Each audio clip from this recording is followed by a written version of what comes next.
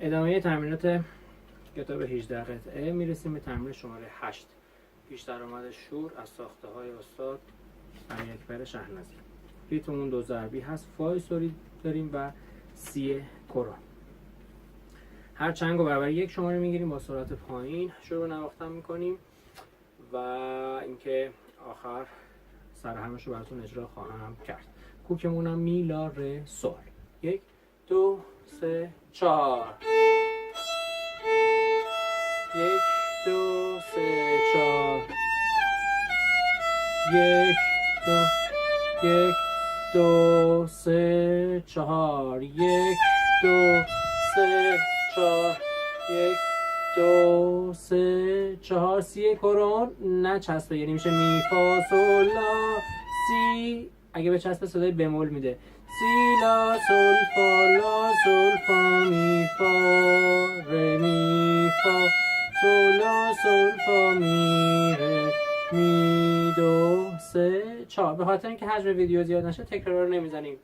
سی دو انگشت پنجم، سی از موج کمکش کنیم به جلو، دو دوباره برمیگردیم عقب، سی لا سول فا سول ر.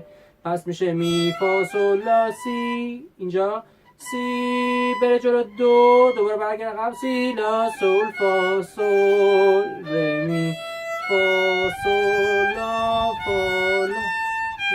1 2 3 4.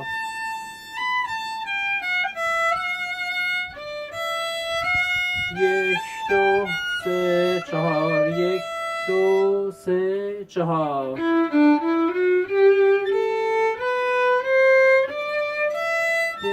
2 3 4. 2 3 4. تکرار دوتا میزان.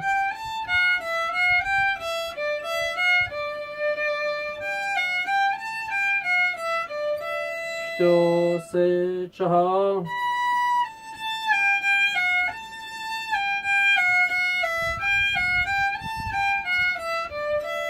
2 3 4. استاکاتو دوباره. 1 2 3 4. دوباره این تکر میزنیم. 1 2 3 4. 2 3 4. 2 3 4. 2 3 4. 1 2 3 4. ضد ضرب داریم. 1 2 3 4 سی. 2 3 4 سکوت.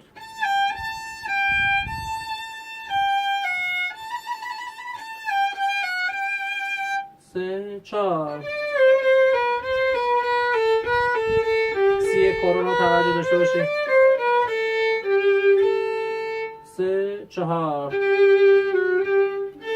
سی لا سی نوت زینت، سی لا سی سول سی لا. 3 4. 3 4.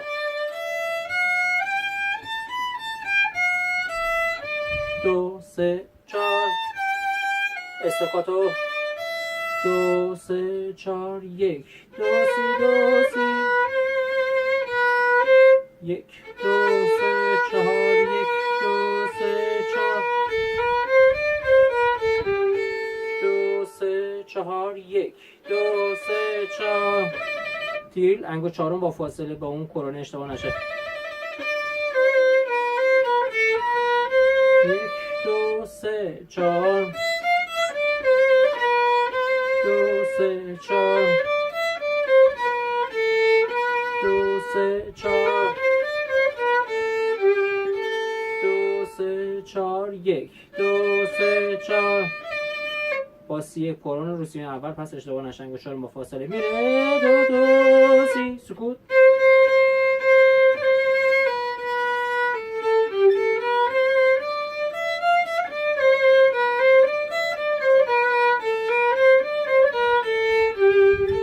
2 3 4. 1 2 3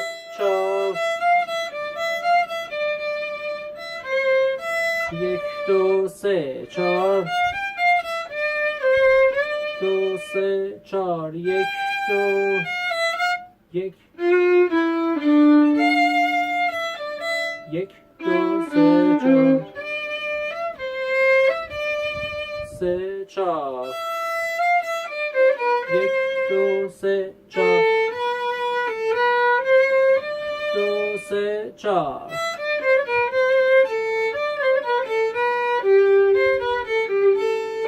یک دو سه چهار، یک دو سه چهار، دو سه.